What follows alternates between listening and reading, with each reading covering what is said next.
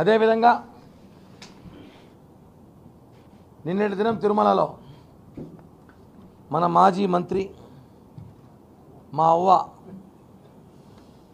అంటే నేను వస్తాను మా అవ్వను కూడా అనిసరి అవ్వ పిలిచిండేమో నిజంగా నాకు అనిపిస్తుంది మా అవ్వను కూడా సొంత అవ్వను కూడా నేను అవ్వ అనిసార్లు పిలిచిందేమో మా రోజు అవ్వని పిలిచినట్టు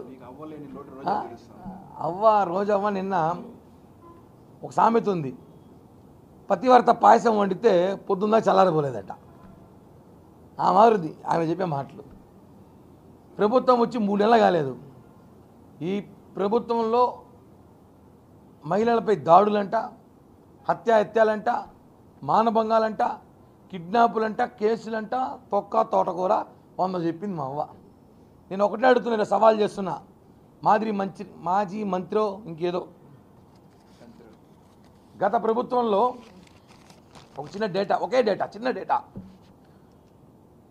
రోజా అవ్వని డైరెక్ట్గా అడుగుతున్నా, 2021లో ఎవరు సీఎంగా ఉన్నారు?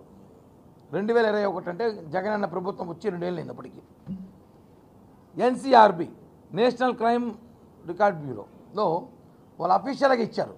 ఏమని ఇచ్చారంటే అఫీషియల్గా 17,700 కేసులు 750 కేసులు రికార్డ్ అయినాయి. ఒక సంవత్సరం ఇది 5 ఏళ్ళ గురించి వదిలేవు. ఈ ఒక్క సంవత్సరంలో 17,750 కేసులు రికార్డ్ అయినాయి. 1,881 మంది బాధితులు కంప్లైంట్ చేశారు. 1,200 రేపులు, 835 కిడ్నాపులు, 100 రాజద్రోహం, 956 మర్డర్లు, 619 బాలికలపై అత్యాచారాలు. ఇవన్నీ మీ జమానాలో మీ అన్న ఏమో చెప్పేది గన్ను కన్నా ముందు జగన్ వస్తాడంట. ఇవన్నీ జగన్ రాలేదు ఎప్పుడు. ఒక సంవత్సరంలో నేను చెప్పేదో జనసేన పార్టీయో టీడీపీ పార్టీయో బీజేపీ చెప్పేదో కాదు. రోజవ్వ ఎన్సీఆర్బీ ఇచ్చిన రికార్డు ఇవి, గూగుల్లో కొట్టి చూసుకొస్తుంది, కాపీ కావాలన్నా ఇస్తా. ఒక సంవత్సరంలో ఇన్ని ఘోరాలు చేసిన ప్రభుత్వం మీది, మీరు మా గురించి మాట్లాడతారా? అంటే 2021లో జగన్మోహన్ రెడ్డి సీఎంగా ఉన్నప్పుడు మీరు మంత్రులు లేరని చెప్పి అప్పుడు మాట్లాడలేకపోయారా? మంత్రి పదవి కోసం, భజన కోసం. పవిత్ర పుణ్యక్షేత్రం తిరుమలలో వచ్చి మీరు మాట్లాడే మాటలు, మేము కూడా తిరుమలకు వస్తాం, దర్శనం చేసుకుంటున్నాం. అనేక రాజకీయ పార్టీ నాయకులు తిరుమలలో వ్యవస్థల మీద తిరుపతి గురించి మాట్లాడుతున్నాం. దర్శనాల మీద తిరుమలలో ఉన్న పరిస్థితి, గత ప్రభుత్వం ఈ ప్రభుత్వం ఎలా ఉంది మాట్లాడుతుంది తప్ప, నీలాగా తిరుమలలో పవిత్ర పుణ్యక్షేత్రం దర్శనం చేసుకుని బయటకు వచ్చి మర్డర్లు రేపుల గురించి మాట్లాడతావు. తిరుమలలో అరెస్టు చేసి లోపల వేసేయాలి. నేను ఖచ్చితంగా చెప్తున్నాం, తిరుమలలో ఆయన మాట్లాడే మాటలకి రోజా మీద కేసు నమోదు చేయాలి. ఒక పవిత్ర పుణ్యక్షేత్రం రేపులు మర్డర్లు ఇంజనీరింగ్ వదిలితే చేసి చూపించేలాగా నువ్వు అడుగుతున్నాము. ఇంత మాట్లాడుతున్నావు కదా. ఈ 4 రోజులుగా జత్వానింగ్ ఇష్యూ అందరూ చూస్తున్నాం. ఒక మహిళ టాలీవుడ్ బాలీవుడ్, నువ్వు కూడా ఏదో వుడ్ కదా, నువ్వు టాలీవుడ్ బాలీవుడ్, నువ్వు శాండిల్వుడ్ ఏదో వుడ్, నువ్వు కూడా సినిమా యాక్టరే కదా. ఆమెకి అన్యాయం జరిగి నీ ప్రభుత్వంలో సాక్షాత్తం ప్రజలకి న్యాయం చేసే పోలీస్ అధికారులే ఆమెని ఏం చేశారో మా మాటలతో మేము మా నోటితో చెప్పకూడదు. అలాంటి మీకు తెలిసి నువ్వు ఎందుకు స్పందించలేదు? నువ్వు ఎందుకు మాట్లాడడం లేదు?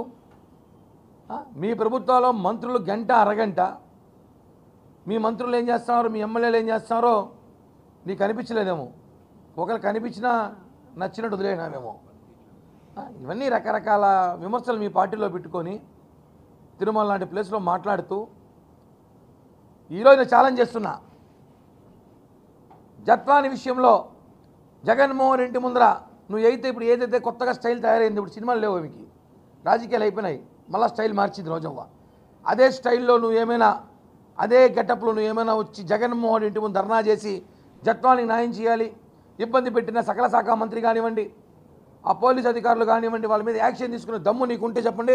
మేమందరం మా వీర మహిళలు జనసేన పార్టీ నాయకులు అందరూ తిరిగితో పాటు కూర్చొని నీకు మద్దతు తెలియజేస్తాం. నీకు దమ్ముందా?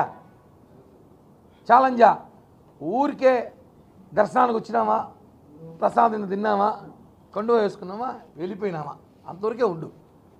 పరిపాలన ఎలా చేయాలో ఏం చేయాలో మాకు బ్రహ్మాండంగా తెలుసు. చంద్రబాబు గారు పవన్ కళ్యాణ్ గారి ప్రభుత్వం ఎలా నడవబోతుందో ఎలా ఉంటుందో బ్రహ్మాండంగా తెలుసు మాకు.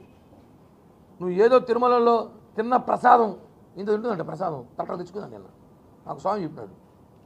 ఇంత ప్రసాదం తిని నువ్వు అరక్క ఏది పడితే అది మాట్లాడితే మాత్రం కబడ్దార్, నా ఛాలెంజ్ స్వీకరించు. జత్వాని విషయంలో నువ్వు ముఖ్యమంత్రి జగన్మోహన్ రెడ్డి తాడేపల్లి ప్యాలెస్ కాడిచి ధర్నా చేయి, మేమందరం నీకు మద్దతు ఇస్తాం. అంతేగాని ఇంత రికార్డు, ఒక సంవత్సరానికి ఇన్ని రికార్డు, జగన్మోహన్ రెడ్డి సాక్షాత్ ఇంటి పక్కన అందురాలుకి హత్య జరిగితే పట్టించుకోలేదు, నీ కాన్స్టిట్యున్సీ పక్కన ఒక మహిళకి అత్యాచారం చేసి దిక్కులేదు. ఇవన్నీ వదిలేసి ఏదో ఎక్కడో ఏదో జరిగిందంటే దాన్ని మా ప్రభుత్వం చేసి మాట్లాడుతుంది. ఇవన్నీ కూడా చెప్తున్నాను, రాజకీయాల్లో హుందాతనంగా ఉండాలి. నువ్వు ఏదో దర్శనాల వ్యాపారం కోసం పాపం నిన్నటి రోజు వచ్చి మాజీ మంత్రి హోదాలో మాట్లాడడం కరెక్ట్ కాదు. ఖచ్చితంగా రోజా మీద కేసు